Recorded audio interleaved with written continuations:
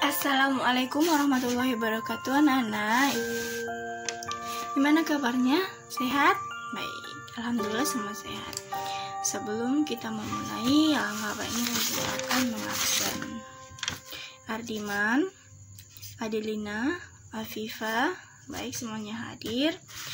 Hari ini kita belajar tentang ciri khusus makhluk hidup dan lingkungan hidupnya.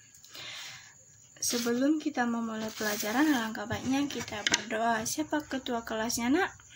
Silakan bimbing doa.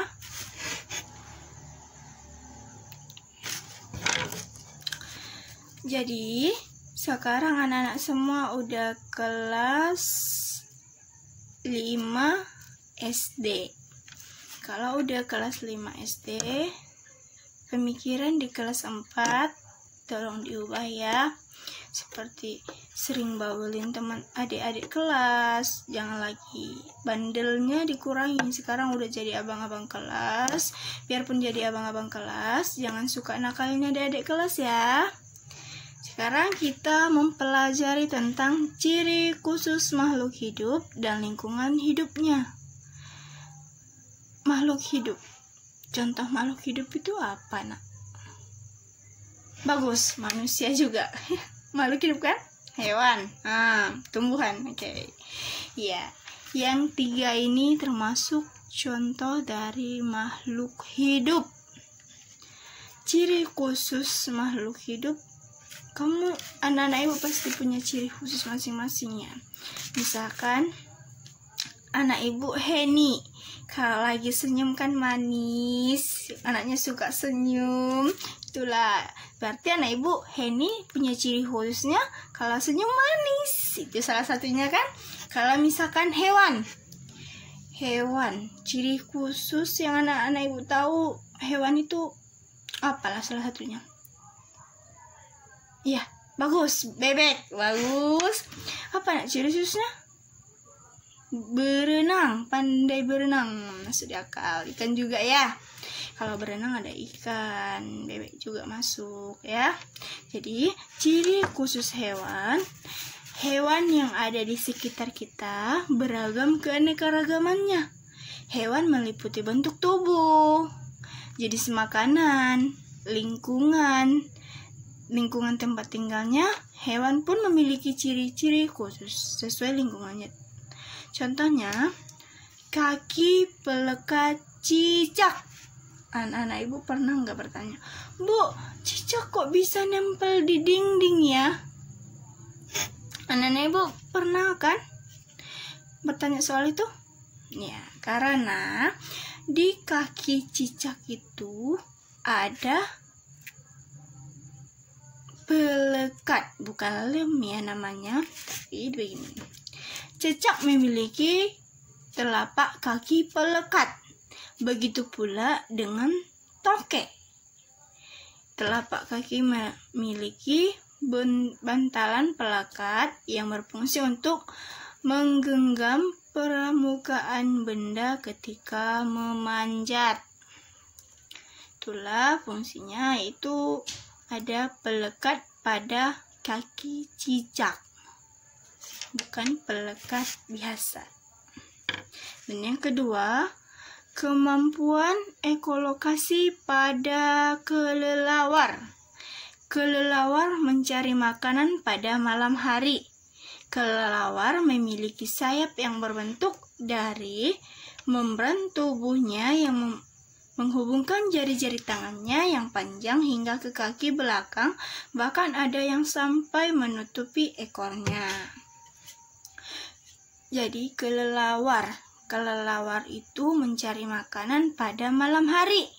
Jadi anak-anak ibu yang sering begadang malam hari, ketiduran di pagi ataupun di siang hari, itu sama dengan kelelawar ya. Jadi jangan dicontoh sifat dari kelelawar. Dan yang kedua, ciri khusus tumbuhan. Tumbuhan juga memiliki ciri khusus loh. Ciri khususnya sesuai dengan keadaan lingkungan tempat hidupnya. Seperti batang penyimpanan air dan duri pada kaktus, batang berongga ataupun stomata di permukaan atas daun pada teratai, dan cerong perangkap serangga pada kantong semar, dan bau busuk pada bunga bangkai. Nah, itulah contoh dari ciri khusus tumbuhan.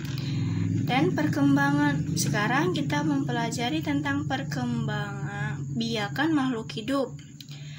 Pertumbuhan. Anak-anak ibu tahu kan apa itu pertumbuhan? Pertumbuhan itu adalah suatu perubahan makhluk hidup mulai dari kecil hingga dewasa. Pertumbuhan mengalami perubahan yang tidak dapat kembali ke keadaan semula. Seperti anak-anak ibu kan udah besar, manalah mungkin kembali ke anak kecil kan? Nggak mungkin. Kalau ini bisa. Ini besar nanti kecil, bisa kan? Kalau anak-anak ibu, kalau udah besar, manalah bisa jadi adik-adik lagi segini kan? Nggak bisa. Itulah contoh dari penjelasan ibu kan? Jadi, pada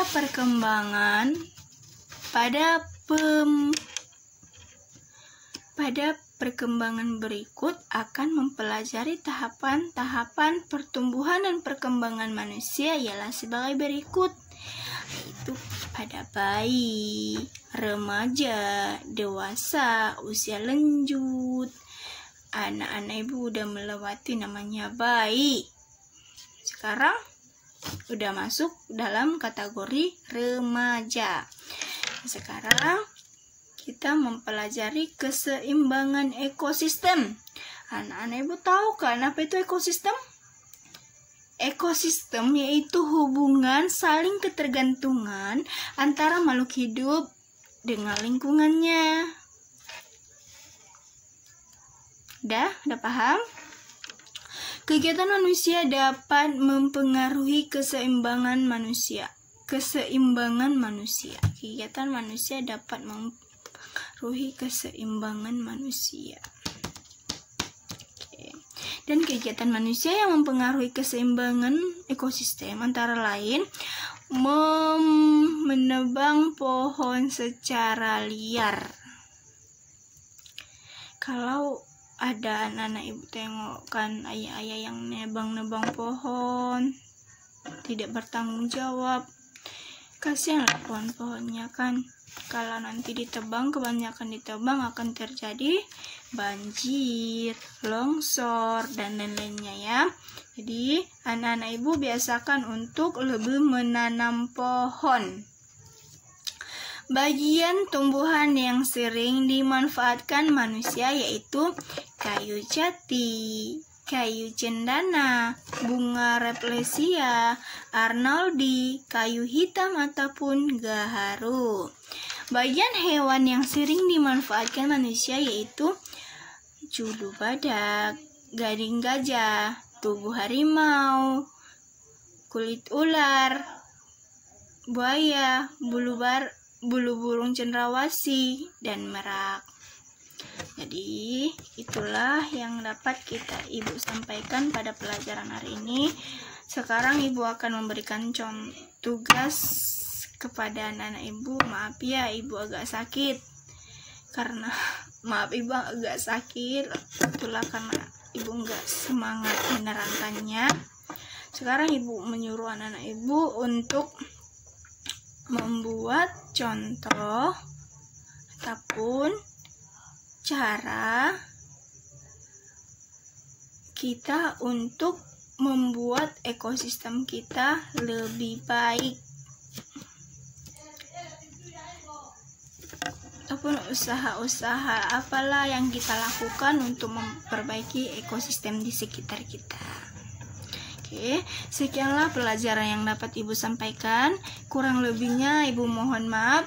Assalamualaikum warahmatullahi wabarakatuh.